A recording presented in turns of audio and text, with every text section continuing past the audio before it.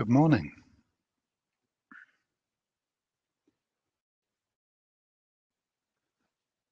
And welcome to our symposia.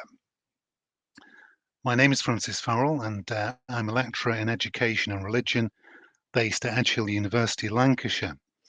I'm delighted this morning to be joined by my colleague, Professor Vinnie Lander, Director of the Centre of Race, Education and Decoloniality, and Professor of Race and Education at Leeds Beckett University. Sadly, our colleagues Umit Yildiz and Dr. Shireen Shaw are unable to join us this morning due to personal circumstances.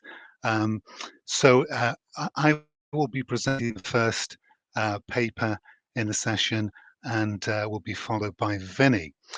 But first of all, I'd like to offer a little overview and introduction to our work on the Britishness Identity and Belonging project.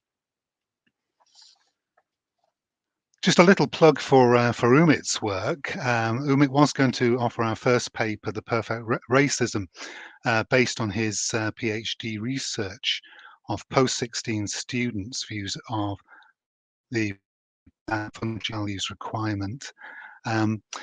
Sadly, he's not able to join us today, but I strongly recommend that you read his latest paper, which is available as a free download from the Education Journal Prism.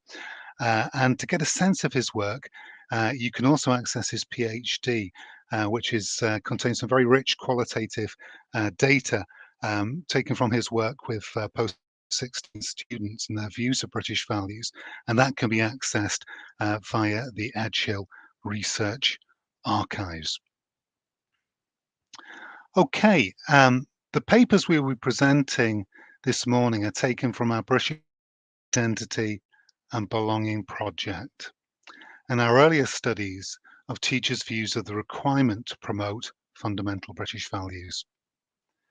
The project is a collaboration between ourselves as university researchers working in teacher education and the schools and the communities we serve in our partnerships.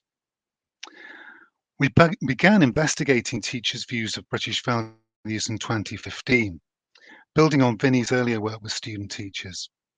Our Britishness Identity and Belonging project ran in the period 2017 to 2019, and we aim to investigate young people's views of British identity and their sense of belonging in the febrile post-referendum environment. And we wanted to get some sense of the impact of the Prevent agenda and the British values requirement on their sense of identity and belonging. We aim to foreground and privilege their experiences, their counter stories, and their real life dilemmas, lived up close in communities at the sharp end of economic and structural disadvantage. And most importantly, to gain insights into the sort of education our young citizens wanted.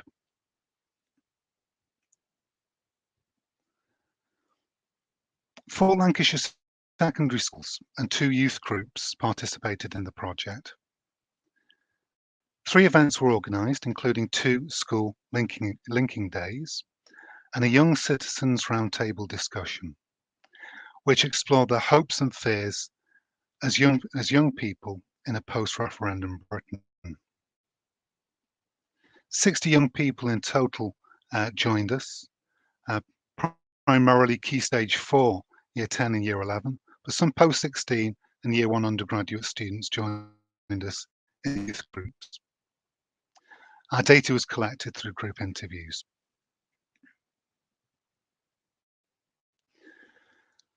Here are some headlines from our data, and these messages were consistent across all of the schools and the colleges, the youth groups that we were working with. And what we found was for the BAME young people that we were working with, that racism is a painful daily reality and can take a variety of forms, ranging from social media bullying campaigns to verbal abuse For example, we were told about a Twitter campaign that went viral called Punish a Muslim Day. And the students that we interviewed told us that they were hibernating. There were incidents, but they emphasized we shouldn't be afraid to go out. Across all of the groups that we interviewed, a consistent message was that young people wanted more anti-racist education. But it was interesting. One year 10 group emphasised to me that they didn't want want this to be sugar coated. They want to learn about each other's communities, cultures, and religions, and they want to learn this through experience. They were particularly um, interested in experiential learning through exchange visits and school links events. Young people want to talk about politics and they want more political education. They want what they described as open and honest debate and the truth.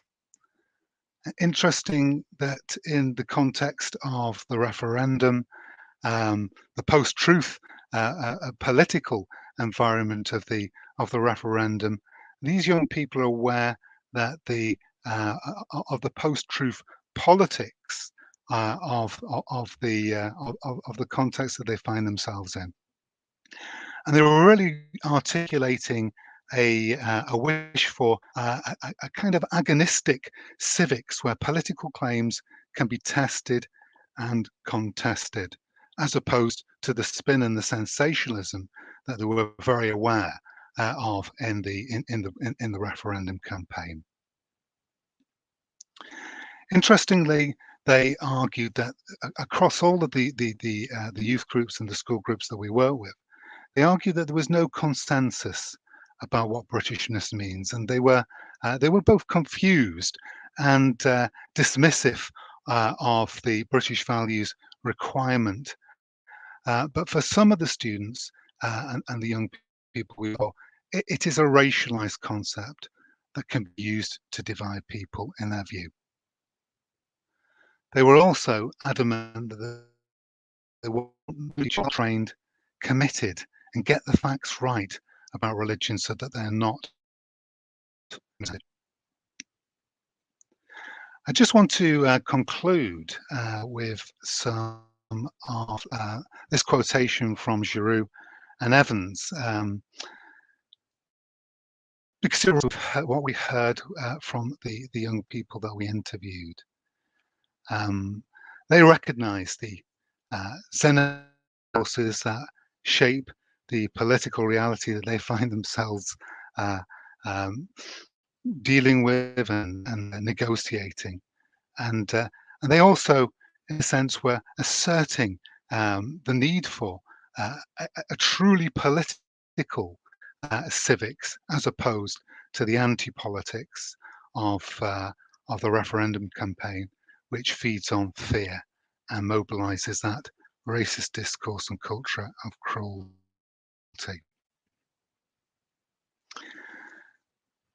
In terms of our aspirations, again, I think this quotation really captures the aspiration of our investigation of our project. As aspiration that pedagogy within this heavily securitized civic nationalist policy environment that we and our young learners find ourselves negotiating, perhaps pedagogy and education can also become the site for intervention and disruption, and that there is space to reclaim voices, to reclaim agency. And I'd like to finish this introduction with a quote from Giroux and Evans. As symbols of the future, youth harbour the possibility of an alternative and more liberating worldview. And in doing so, they constitute a threat to fundamentalist ideologies.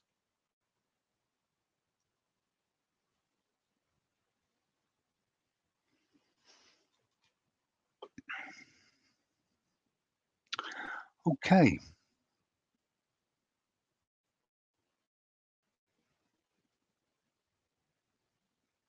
Please feel free, of course, to add any kind of comments and observations uh, to the uh, to the discussion, and there'll be time for us to explore your questions and your observations at the end of the session. So I will move on now to my presentation, the first paper on the that I will um, share my slides now, and I can do that.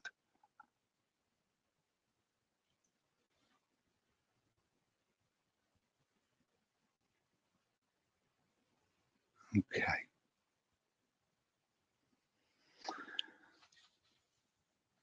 So a little bit of a change to schedule. So we will begin with my paper, The Mission of Integration, Deleuze-Guattarian interpretation of the requirement to promote fundamental British values. In a speech to the Policy Exchange think tank in 2018, Amanda Spielman, Her Majesty's Chief Inspector of Education in England, stated that the teaching of fundamental British values were at the heart of the government's strategy to promote integration and a common vision. Failure to do so, she argued, would leave young people vulnerable to extremism, and the mission of integration would fail.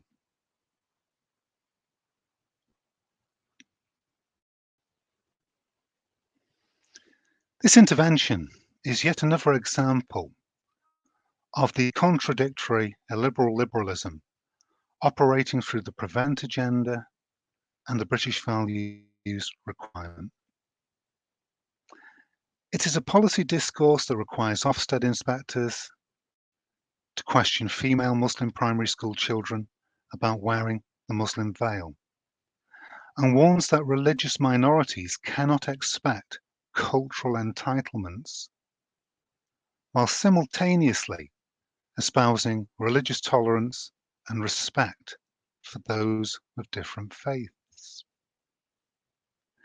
Viewed from the critical perspective of this paper, the mission of integration takes on a disciplinary meaning.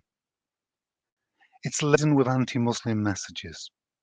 As Kundnani argues, it is their cultural difference which needs limits placed on it. It is they who must declare their allegiance to ill-defined British values.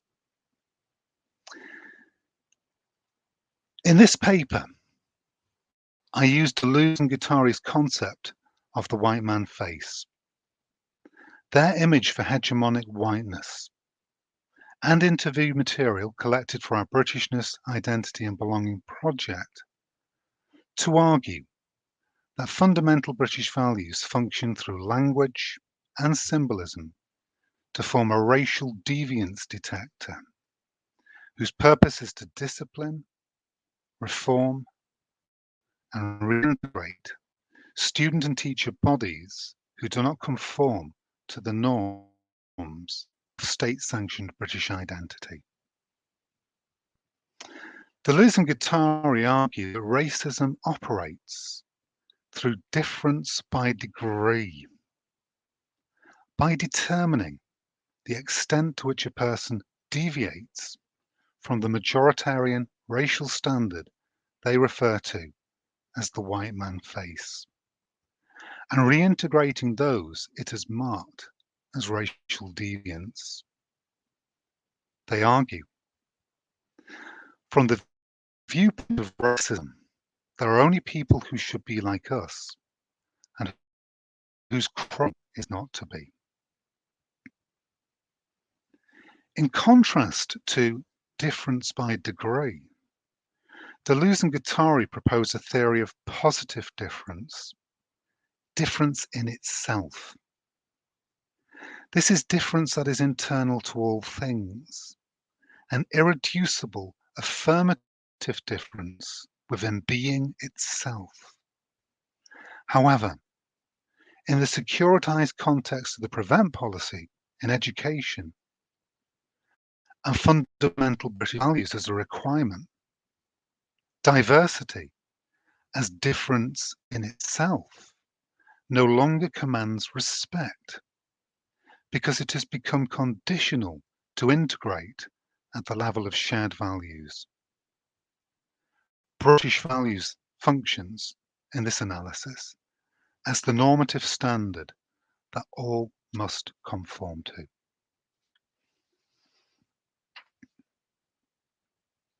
Faciality and the white man face.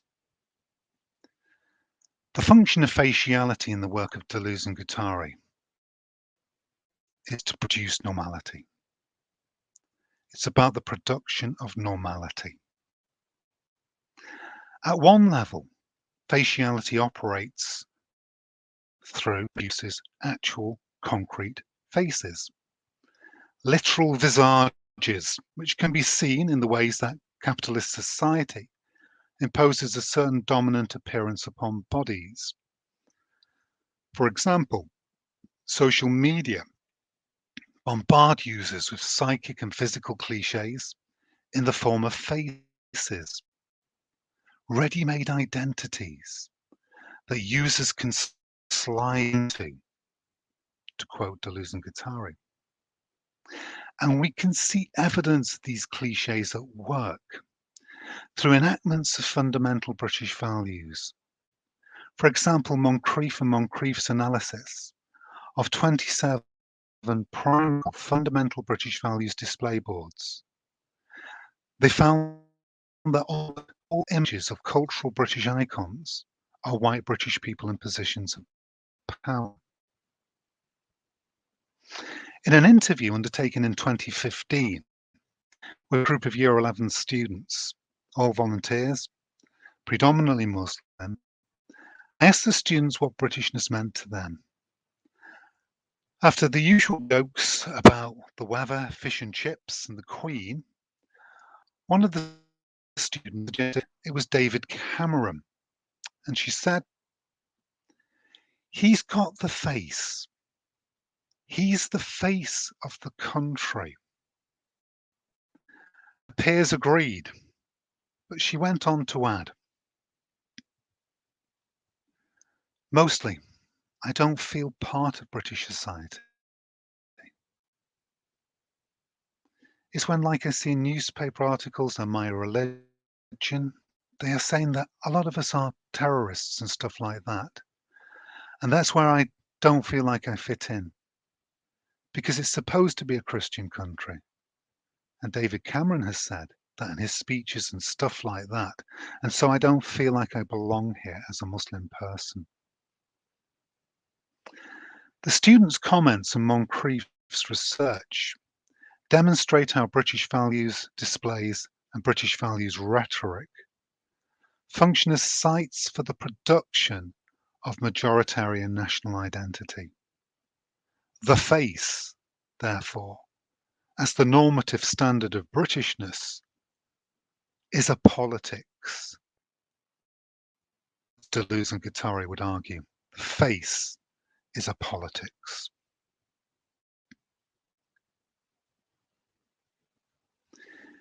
In the faciality chapter of Deleuze and Guattari's 1,000 Plateaus, the second volume of their Capitalism and Schizophrenia series,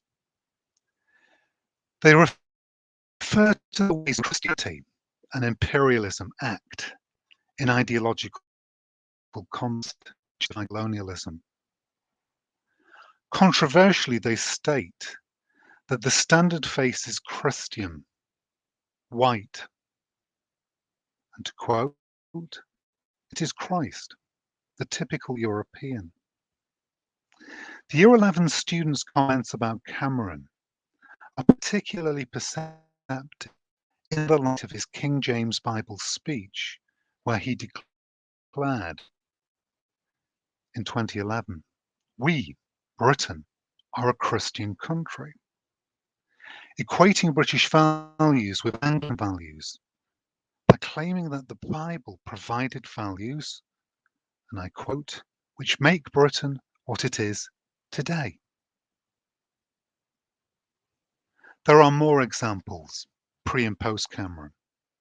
But what this discourse shows is how policymakers have utilised Anglican Christianity and British values to produce a normative standard, the white man face, to which all must conform, and in the process create a raced hierarchy, positioning non-Christians as deficit, non-normative, and threatening to what David Cameron described as our way of life. And of course, as Foucault tells us, society, our way of life, must be defended. So another function of the white man face, this hegemonic norm, that I'm arguing is the requirement to promote fundamental British values and through the prevent policy assemblage. Another function of the face is judgment. What Deleuze and Guattari call the computation of normalities. So the face, this hegemonic norm, judges the degree to which those who pass under its gaze deviate or conform to its racial standard. The governmental Britishness, I argue, at work through fundamental British values, corresponds to this analysis. As normative Britishness becomes the identity through which all entities are ranked and organised. To illustrate this computation function, I offer an example from a group interview I conducted with secondary school teachers of religious education in 2016. One of the teachers, Mariam, provided a stark account of the ways in which the performative speech acts of her principal transformed her Muslim students into the deviant subjects of the British values discourse. In an assembly on fundamental British values, students were presented with an image of the Twin Towers as the principal outlined the FBVs, the fundamental British values. And this is what Mariam says. Now, the Asian children, they walked in and they were like, right, from what we've heard about this assembly, this is targeted at us. She was trying to address everyone, but at the same time, she was saying they, them Muslims, they did this. And as Mariam observes, that's where the divisions are going to be created. And the context was interesting. The school was expecting Ofsted, and we can see how this panicked, performative, high stakes, disciplinary regime connects to the securitization discourse to create an atmosphere of incredible anxiety and divisiveness. Mariam's students knew that the FBVs, the British values, were being used to position them, to judge them, and to discipline them. And this is what Deleuze and Guattari mean by the computation of normalities. As young Muslims, they were aware of their positioning, but the message from their principal is clear. They must be like us. The next example I wish to share with you provides another instance in which a troubled adolescent was transformed into a racialized suspect by what Deleuze and Guattari call the performative order words, operating through discourse, in this case through British values and the prevent discourse. And again, this is taken from an interview with a secondary school teacher who described a scenario in which a 16-year-old Muslim female student was referred to her because she had become withdrawn. And rather than interpreting this as a pastoral concern, as teenage anxiety, the teacher was advised that the student was one to watch, and you need to be careful because I can imagine her on TV after trying to get to Syria. So the student had been transformed by policy discourse from anxious teenager to radicalized runaway. So in both examples, we can see what Deleuze and Guattari describe as order words, speech acts, performative speech acts of operating through fundamental British values and assemblage of enunciation, how they operate and affect what they call incorporeal transformations, which in turn transform the student and alter the relationship between teachers and students.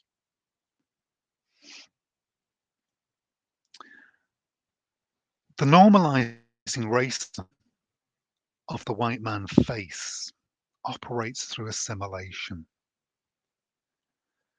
Firstly, as we've seen, by determining the degree of deviation from the norm, and then through the absorption of difference, through the soft power of the disciplinary techniques the state has at its disposal, ranging from British values to channel referrals.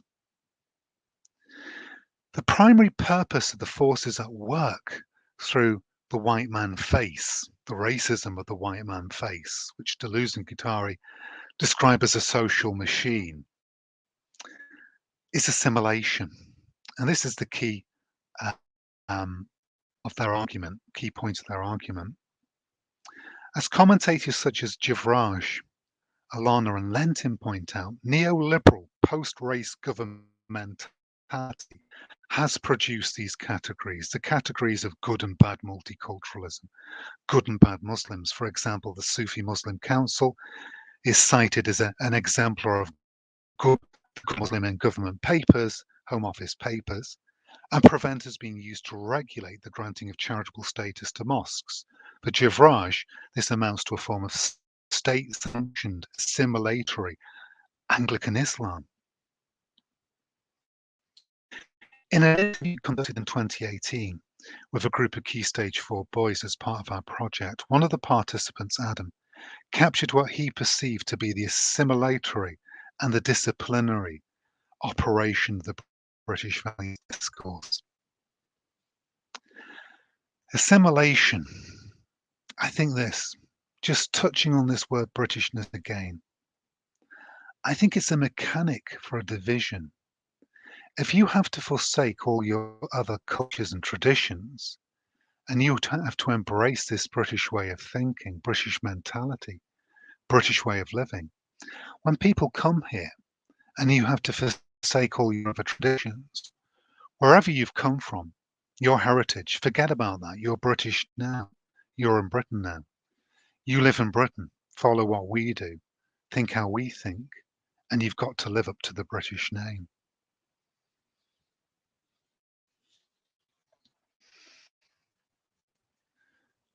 The racism of the British values assemblage, I argue, propagates what Deleuze and Guattari call waves of sameness. Post 9/11 civic and ethnic nationalist policy discourse sends a message to Muslim citizens that you are welcome only if you set your differences, clothing, identity and beliefs aside, as Monshapuri argues. So to conclude, this paper has sought to demonstrate the critical value of an application of Deleuze and Guattari's theory to fundamental British values. The examples I have referred to have been chosen to demonstrate that the white man faces more than simply a philosophical conceit. For minority students and teachers, the white man face is a visceral instrument of symbolic violence, which questions their legitimacy as British citizens and positions them as suspect, as one to watch. Deleuze and Guattari address this dilemma, and they ask, how do you dismantle the face? How do you dismantle this racializing norm? But dismantling the face requires researchers and activists to confront a racial assemblage of considerable power, because it operates through a liberal discourse of shared national values that appears both normal and natural. It is no easy task. As a first step towards problematizing signifying regimes, such as British values, Deleuze and Guattari's analysis of racism, I argue, offers tools that reveal how civic nationalist assemblages produce racially coded norms, such as fundamental British values. But if it's to work, if this critique is to work, theory must enable and inform practical action, to quote from Deleuze. Also, in alignment to our values as researchers and as critical educational scholars. Action, as we have demonstrated through our project, might consist of undertaking critical participatory research with minority students and teachers most affected by the logics at work in the white man face machine of fundamental British, those who are disciplined and computed by its gaze. To that end, we have organised group interviews, soul and faith group and youth group link events, a young persons roundtable event, and invited our young participants to present at our annual education research conference. And as one of our participants commented in a group interview, the research project showed how perhaps things could be otherwise to the daily racial challenges she and her peers experienced in their city community. This is what she says. Look at us now. There could be discrimination between all of us, but there's not, because we are just young people who know each other. It's what we've been taught in changing our views. However, such a project is both ethical and political, a gesture, I would argue, towards what I call the anti-fascist life, but it is a task whose demands should not be underestimated. It requires a belief in the future, a non-stupid optimism, and I would argue a Deleuzian affirmation that through critical dialogue, education can set free what lives from the incorrigible binaries, the mission of integration, to create new values and realms of possibility. Thank you for listening.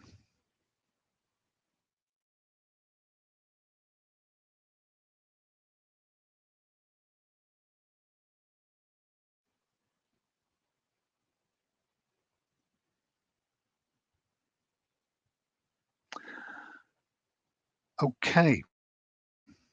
Listening colleagues, and thank you for your comments and your observations in the discussion. Looking forward to addressing those at the end of the session. So it gives me great pleasure now to welcome our next speaker, Professor Vinny Lander, Professor of Radio Education at Leeds Beckett University. So without further ado, let's hand over to Vinny. Great. Thank you so much, Francis, for that brilliant introduction and also that excellent paper. As always, wonderfully theorised and very clear. So thank you very much. I hope I can live up to that in this paper. So this paper is about the study that Francis mentioned in the introduction.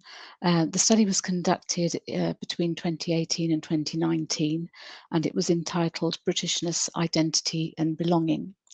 And by way of background, what I want to do is just go through a socio-political, geopolitical genealogy which led to the project, I guess. And we know that there were seismic geopolitical changes following the 9/11 attacks. It was followed by the War on Terror, the 7/7 bombings in 2005, where the perpetrators were referred to as homegrown terrorists. And if you like, the whole anti-Muslim discourse was being ratcheted up all the time, as Francis has clearly delineated for us through his paper. And of course, we had then the prevent strategy, and then came, if you like, the next wave of assaults on the notion of multiculturalism, and how David Cameron in his Munich Security Conference speech talked about the end of multiculturalism and us being able to exercise muscular liberalism, as he put it. Within teacher education, the fundamental British values appeared in part 2 of the teacher standards in 2012, where teachers were mandated not to undermine fundamental British values. We know that that's now also to promote fundamental British values. And of course, we had the Trojan horse affair with the schools in Birmingham, predominantly with Muslim pupils being accused of having governors that were Islamists within their ranks. And then it goes on, of course. There were revisions to the guidance on spiritual, social, cultural education, SMSC, in 2015, where maintained schools were obliged to and required schools to be part of a broad and balanced curriculum to promote the spiritual, moral, cultural, mental and physical development of pupils at the school and of society, and promoting fundamental British values through SMSC. So we have the silent transition of fundamental British values from the Home Office anti-terrorism legislation to the into the teacher standards, and then into SMSC, but also in terms of the revision of the Ofsted framework in 2015, inspectors were required to inspect SMSC, of course, and to examine acceptance and engagement with fundamental British values. Effective leadership and management would involve how the school prepares pupils positively for life in modern Britain and promotes fundamental British values of democracy, the rule of law, individual liberty, and mutual respect for and tolerance of those with different faiths and beliefs, and for those without faith. And as Francis has very eloquently demonstrated, that there is a contradictory nature in these fundamental British values, and it's seen as an instrument of integration and assimilation.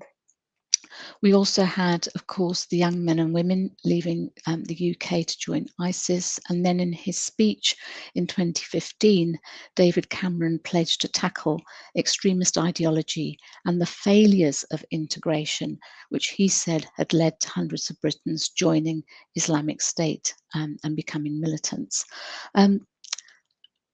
We then had, of course, the safeguarding changes as well, related to fundamental British values, and we had the because children were and pupils were leaving the UK to join Islamic State, the safeguarding rules were changed, and of course we had then Channel as well, and we know that children as young as 3 were referred to Channel, and we know that up until recently there was a predominance of Muslim youngsters being more frequently referred, particularly with respect to educational establishments.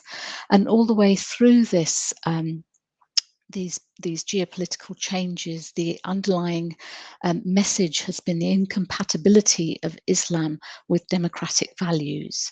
And there's been a growing anxiety and resentment also alongside all this of towards refugees and asylum seekers. And of course, we had Brexit, where certain political parties played on fear of the other to garner votes in terms of that particular referendum. So it's at that point that when I was at Edge Hill with Francis, that we wanted to look at how these geopolitical changes had impacted on young people's sense of belonging, and particularly how they felt post-Brexit. So this presentation takes a slightly different theoretical perspective, and I want to look at racialization, and how fundamental British values has really contributed to that, and also how it post-Brexit, how the rise in racism affected our youngsters that participated in this research. And I'm going to take a critical race theory perspective. So Lana Linton talks about race is above all else a project of colonial distinction and a system of legitimization to justify oppressive and discriminatory practices. The rise, obviously, in race hate crimes, that's a threefold rise in race hate crimes following the referendum. And that's not a surprise to anyone when you consider how the campaigns were constructed, albeit either overtly or more subtly in terms of generating fear of the other. And that Brexit was followed then by Theresa May's hostile environment. And of course, we've had the Windrush scandal recently. And all those political events send certain messages to our youngsters, to our children, and are embedded in their thinking, and unfortunately in the way that some of them act. So there's a sort of racist exploitation of religious and cultural identities of Muslims. So we know that in the race relations legislations that whilst Jews and Sikhs are protected, Muslims are not included. So when we have some like some organisations like the BNP, openly anti-Muslim, they can claim that they're not being racist. And of course, 9/11 and the 7/7 bombings really cemented that anti-Muslim racism in the minds of the public. So right-wing arguments that Islamophobia is not racist because Islam is not a race, and that it's not racist to question Islam and to fear Muslims is crucial for understanding the sort of widespread acceptability of figures such as Kaufman, Goodhart, and Goodwin, as Alana Lentin argues. And we know that there is a certain degree of particularly on social media, of the ways in which the three named people here that she mentions develop this subtle, if you like, or not so subtle approaches and conceptions of the other. So as events have unfolded, it's become clear that it's not only were Muslims seen and conceived of as the other, but that Islam was cast as anti-Western, Huntington's clash of civilizations, and really there was a drawing through from history of Muslim tropes, such that anti-Muslim racism appeared to be somehow acceptable.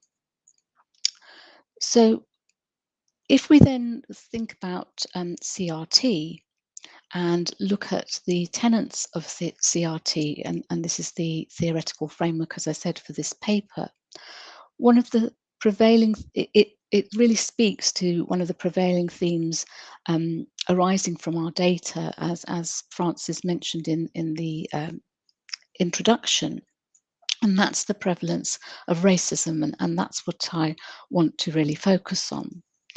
So Delgado and Stefanchik talk about the three tenets of CRT as racism is normal, it's a normal part of society, it's not aberrational, that there's a system of white over colour ascendancy, as they call it, which serves the dominant group, and that race is a social construction. Gilbourne asserts that race is endemic, that racism is not just acts of name-calling or physical attacks, but that it's present in everyday racial microaggressions, that the notions of liberalism, neutrality, objectivity, meritocracy, colourblindness merely act as a camouflage, that they are ways of sidestepping what really needs to be dealt with, and that's the persistence of racism that silently pervades our society, and not so silently pervades our society in its different forms. That laws, and particularly related to equal opportunities, are limited in their effect. In fact, Gilbourne talks about the Race Relations Amendment Act as it was. He talked about it as being the most liberal equalities legislation in the world, and particularly talking about the proactive duty it placed on institutions to counter racism.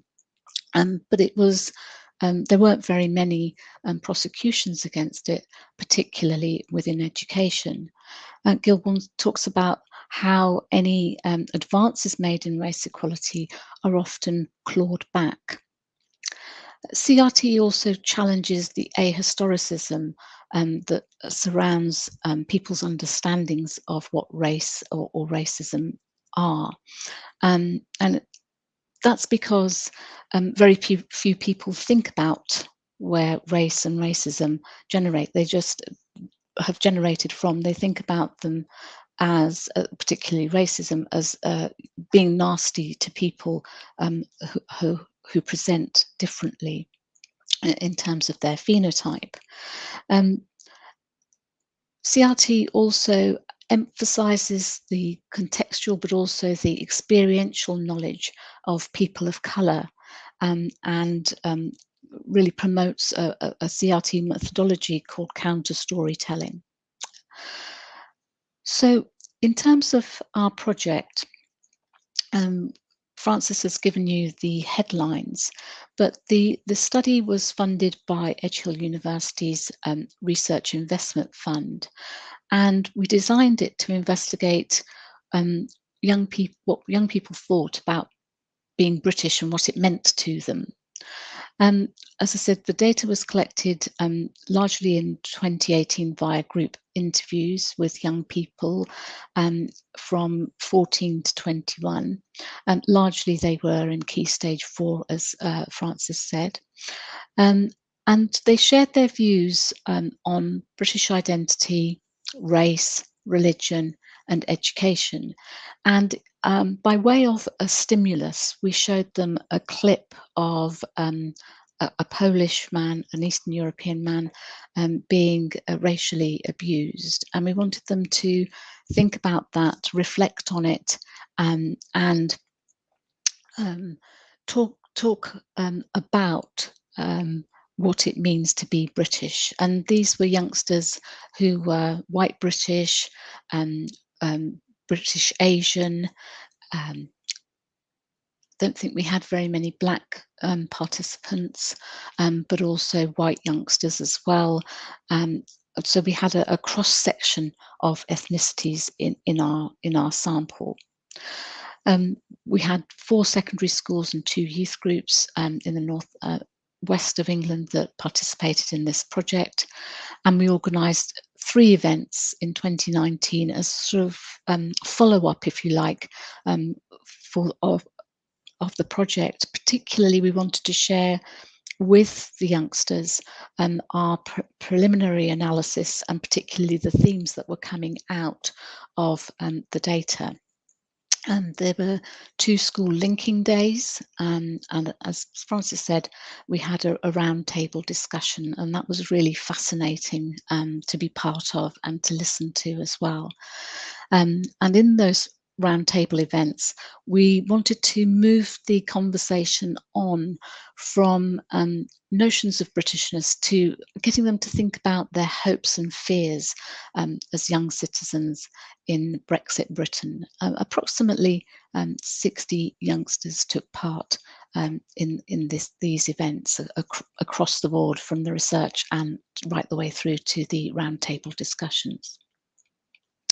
We also had discussions in 2019, in December 2019, with their teachers as well, that had been part of the project. But I'm just going to focus on the findings of the interviews that were undertaken in 2018. So the themes that arose from analysis of the transcripts, so the group interviews were recorded after we'd gained ethical approval. The themes, quite unsurprisingly, are related to race and racism, British identity, education, and their prospects. Many of our participants talked about the nature of the racism they'd experienced or seen. What was very interesting for me was when they talked about British identity, and of course that's a sense of belonging to a nation, isn't it? Some of them were referring to, rather than, particularly the white youngsters, rather than referring to themselves as British. I remember one lad in Manchester saying, well, actually, I don't like to say I'm British because of the connotations and association of being British with racism and colonialism and imperialism. I like to say I'm from Manchester. Whilst one or two of the youngsters from Liverpool were really talking about an identity related to their locality, namely Toxteth. And so they were retreating, if you like, to a place of belonging that affirmed their identities. Again, I digress a little, because what I want to focus on is actually the aspects of race and racism. So in this extract here, Fahima is talking in the group, and she's quite comfortable with the people that are in her group because she knows them. And she's outlines how she dealt with a racist incident and how she herself then becomes the target of racist abuse.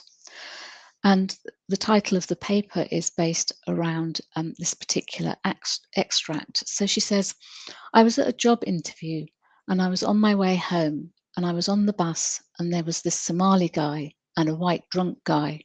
He was in his 50s, and the other guy was like, he came back from work. He was in his uniform, and the white guy was going, you, and using expletives and a racist language. And the Somali guy went, don't say nothing, leave him, let him be. And everyone on the bus heard, and they were all white, and they all looked at him, and they turned away, and I went to him and said, excuse me, how are you saying that? And he goes, I worked for 30 years, and like, Yeah, the Somali man, just came back from work, and so you have no right to say that. And that's what Fahima said in response to him. And he goes, go back to your country. And I said, I was born here in the Wirral. Where shall I go? What shocked me was the fact that it was on a bus. It was full of people, and everyone allowed it to happen. And that's what got me angry. So she's absolutely dumbfounded by the fact that there were no other passengers who stopped and came forward and actually helped her out, particularly with the man who who was first being the target of who was first the target of the racist abuse. And no one seemed to report it to the bus driver, so that the bus eventually was stopped, actually, but that was after a while. And you won't be surprised to hear in her extract, she almost intimates that she and the Somali man have become cast as the troublemakers that that made the bus stop. So, as a black young woman, her phenotypic presentation marks her as the other rather than as a British citizen or as a Briton. And so, not only is this an example of overt racism aimed at two people, it also shows how the silence of the other passengers, the not wanting to get involved, could almost be seen as complicity in this particular act. And so, what Fahima goes on to say is that there's fear and there's no protection. So the interviewer said to her, do you think that would have happened if you were white? She says, no, it wouldn't. If I was white, blonde hair, blue eyes. And then one of the other participants said, everyone would protect you. Right, says the interviewer, I don't feel protected in this community. So these youngsters, and Fahima's account kind of bears this out, are negotiating these, and I'm going to say danger, because as a woman of colour, I also negotiate the tricky border between being in danger and feeling safe. That sense of precarity is always there, because you know that you're going to be judged, as Francis very eloquently put it, uh, in his paper in White Man Face. You're going to be positioned, you're going to be judged, and then you're going to be disciplined if you don't actually, if you're not the phenotype that fits in with what's seen to be British. In another extract that I want to share with you, one of our participants recalled the case of a young black man, Mezi, who was killed by the police in Liverpool. And Sabrina says, he was British, he was born here, he went to school here, his nan was white, I know his. And then she goes on to say that boy was British, but you know, this is the thing, his mum hated what they did to him, that she didn't even bury him in this country. She took him back to Jamaica to get buried because of what this country did. Like the views of the people and the police and the protectors, so-called protectors, like they don't even, I don't think the police would look at me and see me as a British person.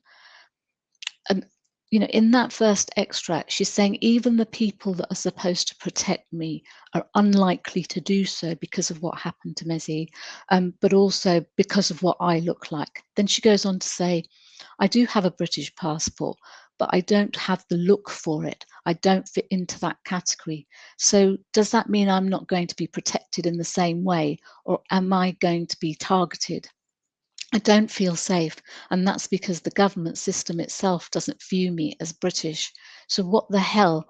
Even if I go around screaming I'm British, it's not going to change anything when people who are supposed to view me as that way don't. So some of the other participants also shared other experiences such as this around racism. And they provided evaluative commentary about their recent events like Mezzi's killing or about global events. At each point, our participants analysed their position as whilst they were born in the UK, as people of colour, they were perceived as not quite British enough, as one of them said. Um, and the data bears witness to really the first tenet of CRT, that racism is a normal part of these youngsters' experience. That it can't be erased by ignoring it, by ignoring the different forms in which it presents itself. So, you know, here I've presented one person, Fahima, for whom it was a direct experience. Here in Sabrina's extract, she's actually, if you like, analysing what happened to Mezzi and how she herself, as a person of colour, would be in the same precarious position of not feeling safe in this country.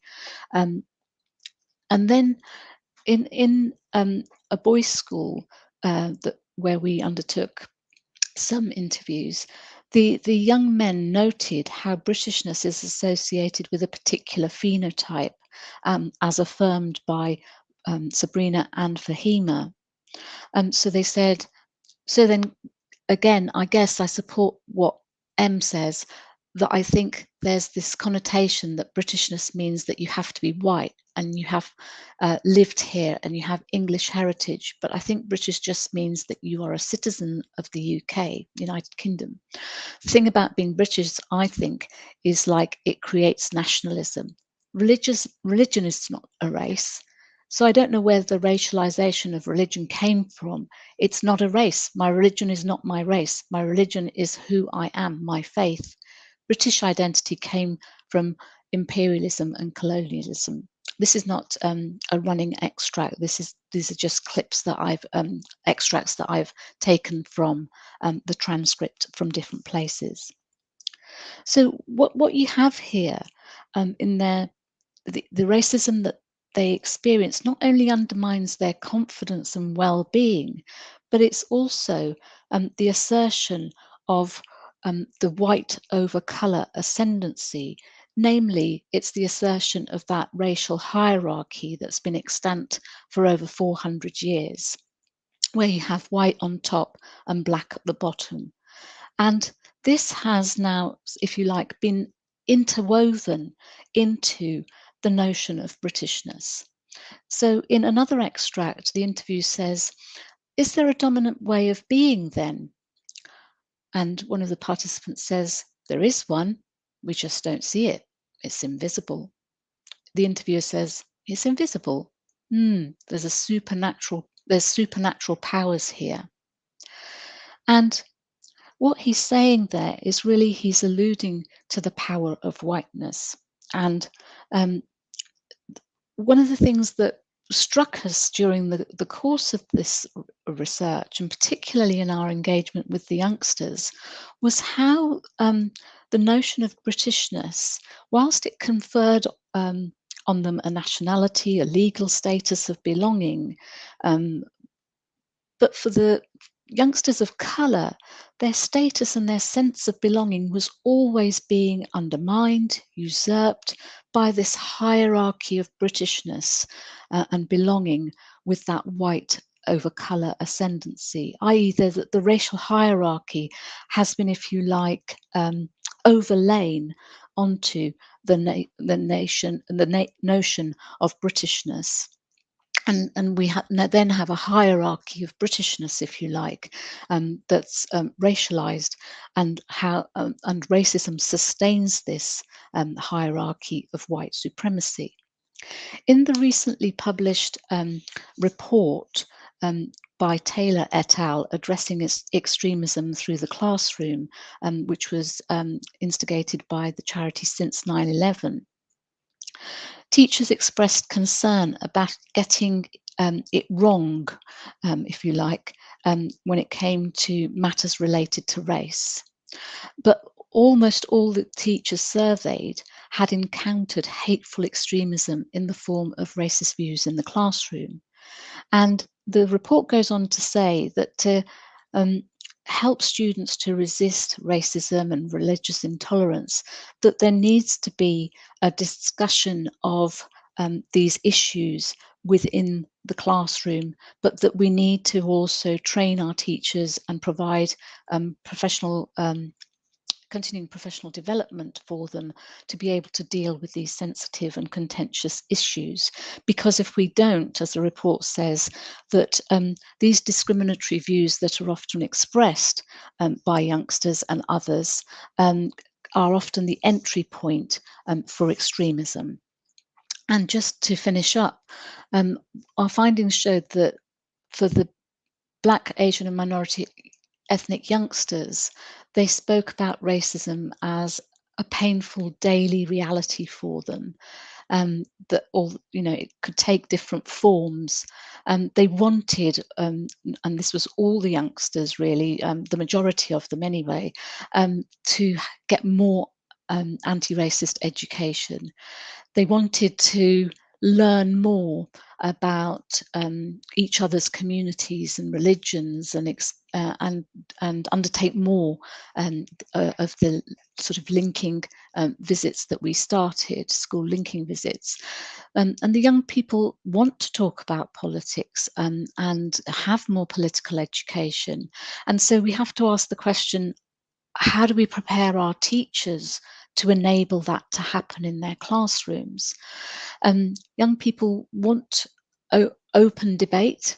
They'd say that there's no consensus on what Britishness means, but that for some it's used as a concept to divide us, and it's become a racialized concept, and that young people really want their teachers to be knowledgeable and trained to be able to engage in these difficult topics, really.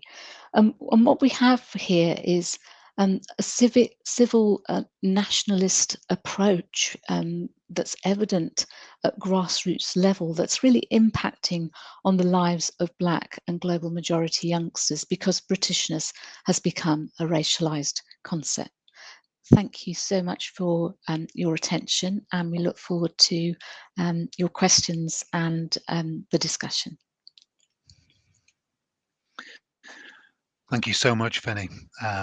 As usual, eloquent, lucid, and I think you've summarised so much there for us, and provided us with a really helpful policy genealogy and overview that has put everything into context. So, my sincere thanks for your presentation and for your reflections and that wonderful focus on the visceral experiences of Fahima, and just looking at the discussion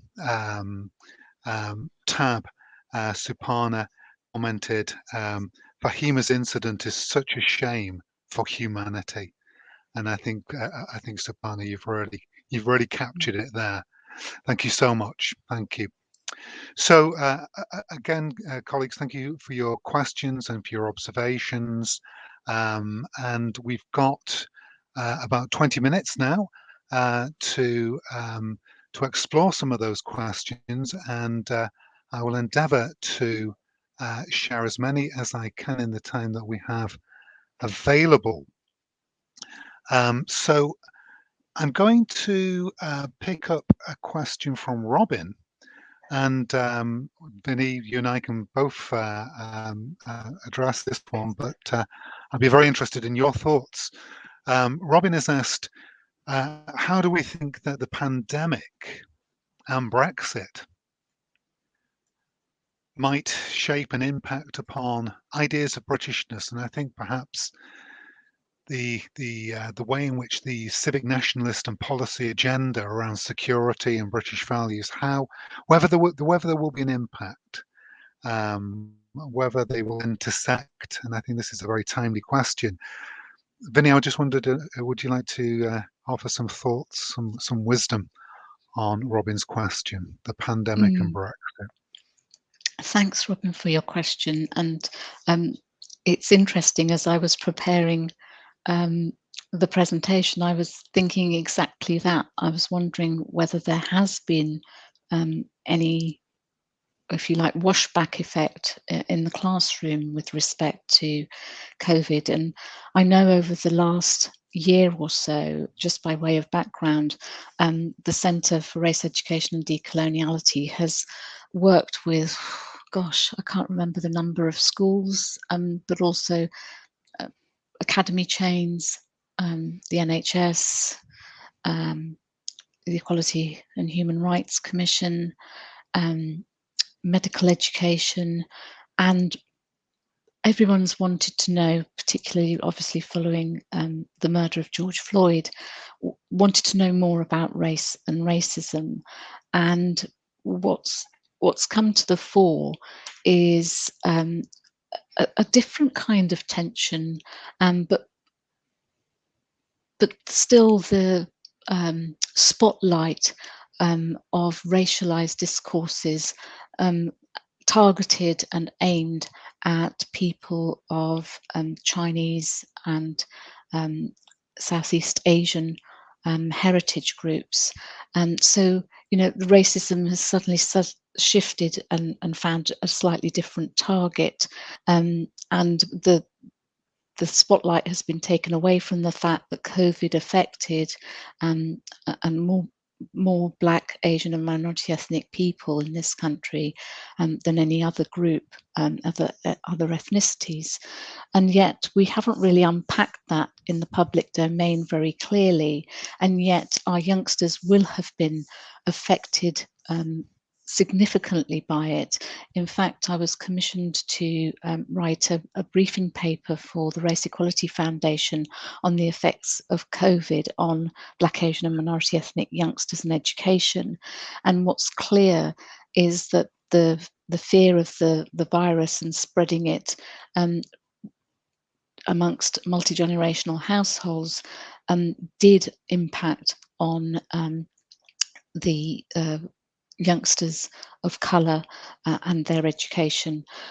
So I think the intersection of the pandemic and Brexit is fertile ground for further research, but I do think that still there's a prevailing notion, if you look at social media, if you look at print media, there's still this underlying notion, and if you think about the far right parties that are and the debates that have been had, and the report that came out, the Commission on Racial Disparities back in March, that there's this underlying notion of a saliency of, let's say, white over colour ascendancy still implicit in all this in these traumatic and tumultuous times. We still, you know, the debate about why COVID, you know, the real debate about why COVID affected certain members of the Black, Asian and minority ethnic communities is still one to be had, and we still don't have a detailed picture. Those of us who are non-medical specialists need to know more about this, and how those communities can be protected. Sorry, that's a really long answer.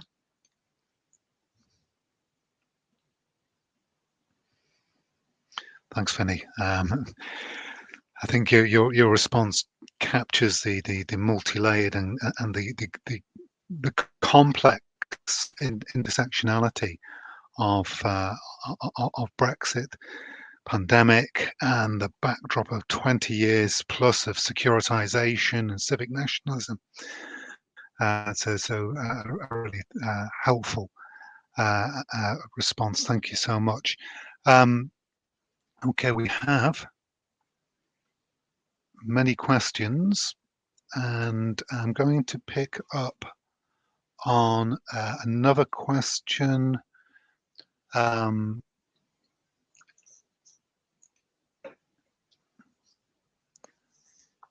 from Suparna. Suparna asks, how will other minority communities like Hindus and Sikhs take FBVs, take British values? Have we noticed, or do we have anything to report on their response to the British values discourse? And another colleague has also noted that, you know, a lot of the material that we've illustrated our discussions with is taken from primarily Muslim communities. I think this is a very interesting question, and I wonder what your thoughts were on that, Vinny, if you could help us with that. I think we would probably find the spectrum of responses that we got in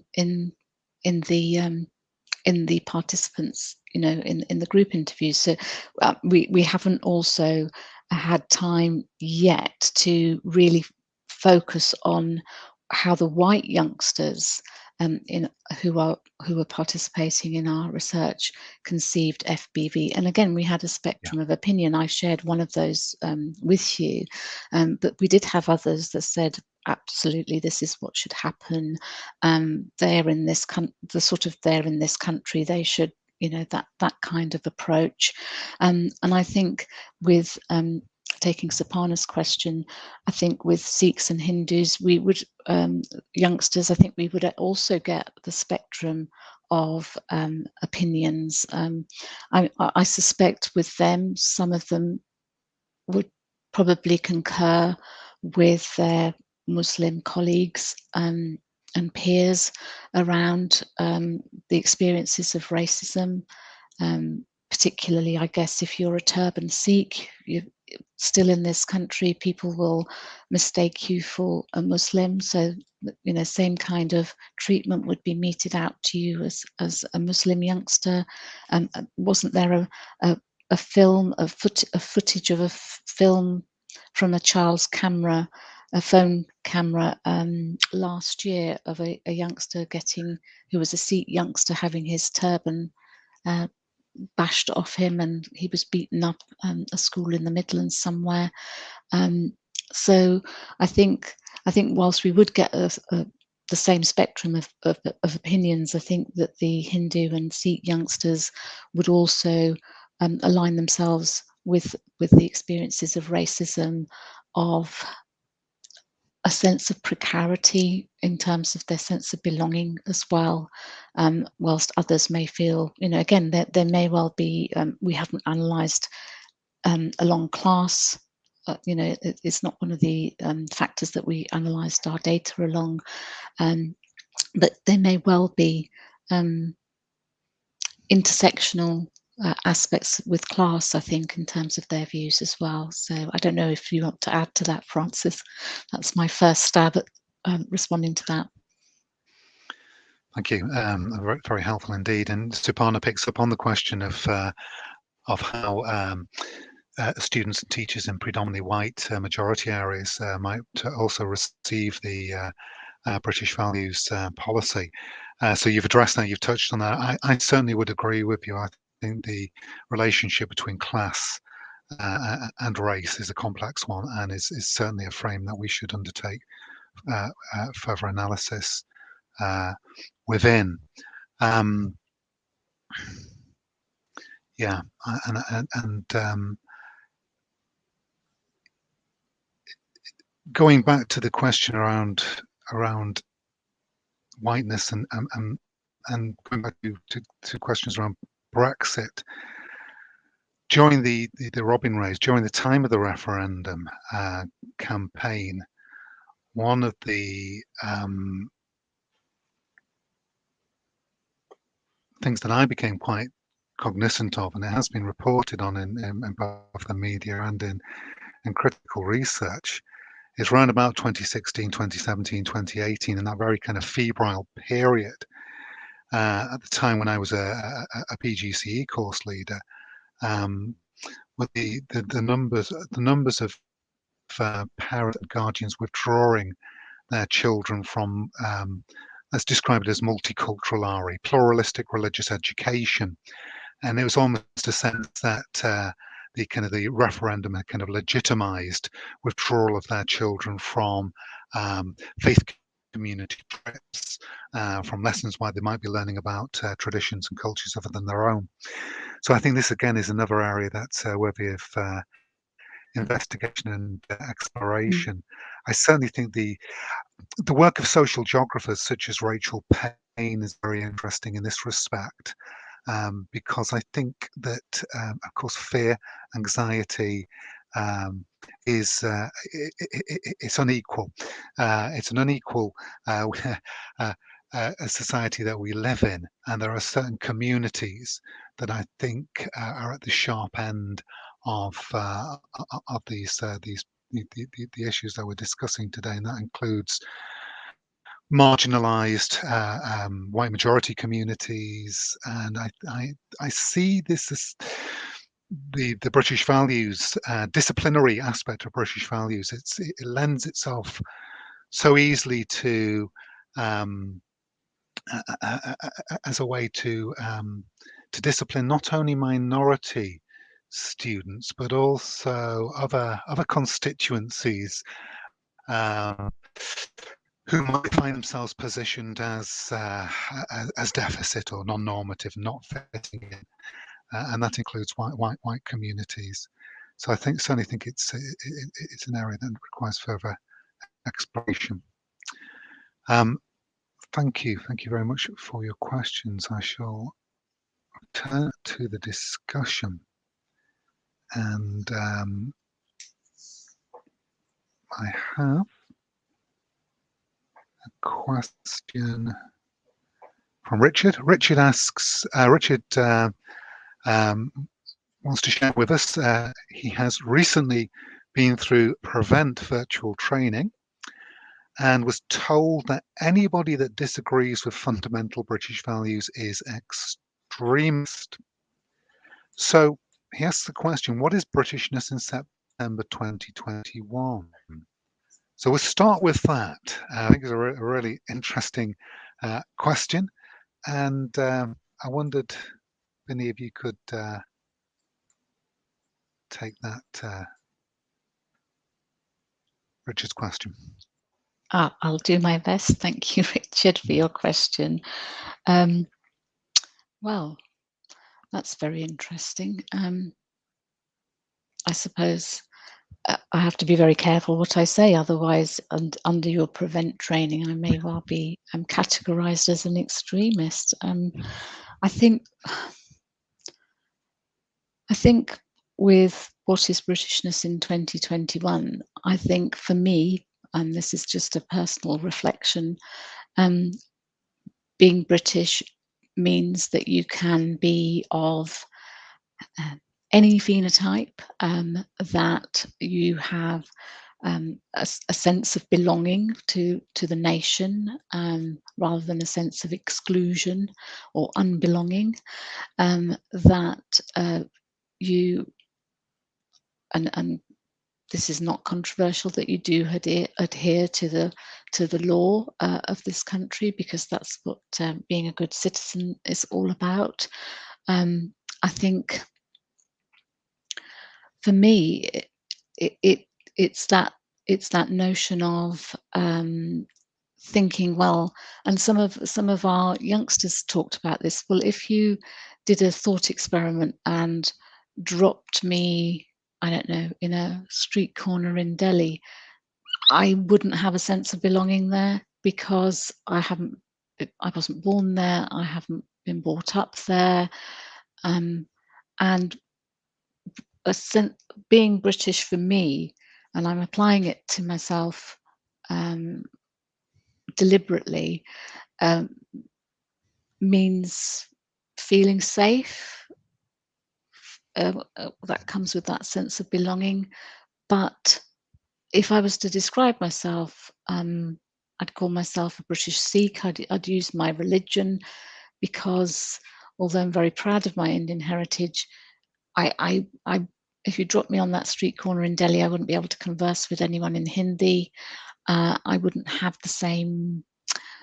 I wouldn't have had the same schooling, the mores and values and if you like, the culture would have been different. So, and I think this is the understanding that we need to develop in our teachers, is that the youngsters that we worked with have a very adamant sense of belonging to Britain, a very adamant sense of being British, but being British in the way that they want to be British, which is to be able to practice their religion without fear, without criticism, without them being judged against the acts of people who are extremists, and not being labelled tarred with that brush, if you like. I once remember saying to someone, well, would you judge all white people as being skinheads and adhering to that kind of belief system? And what we have, I think, what Britishness means for me is also being an active citizen in diminishing and eliminating the effects of racism, particularly in education. So I have the freedom to be able to do that, relative freedom to be able to do that in the safe space of education, I suppose. So I think it is, we need to understand Britishness as different ways that you can be British in, just as British if you are, like me, a British Sikh, or if you are someone whose family has been here for hundreds of years. Because my grandparents were British because they were born in colonial India. So, legally they were British. Thank you, Vinny. Thank you very much. And we are coming towards the end of our session. We've got so many questions in the discussion. I'm flitting between the two tabs. It's quite a job to identify all of them. But I have to say thank you so much, and apologies to everybody that I've not been able to include. I think I just want to share an observation from Joe, and which I think as we're coming towards the end of the session is a good one to share. Joe observes that in her experience doesn't have a lot of white man faces, but that is because she has sought deliberately to find diversity in educational materials. And she also makes the point Black Lives Matter has had a huge effect. And of course, if we had Umit to being able to present his session today, we would have been able to hear his presentation and his thoughts on the impact of Black Lives Matter. So it might be interesting for you to read his paper on his anti-racist reading of fundamental British values, where he kind of traces the kind of security policy discourse in education right through to Black Lives Matter in the current moment. And Joe notes Black Lives Matter has had a huge effect, and good bookshops are full of non-white faces. So I just wanted to share that with everybody. We are heading towards the end of the session.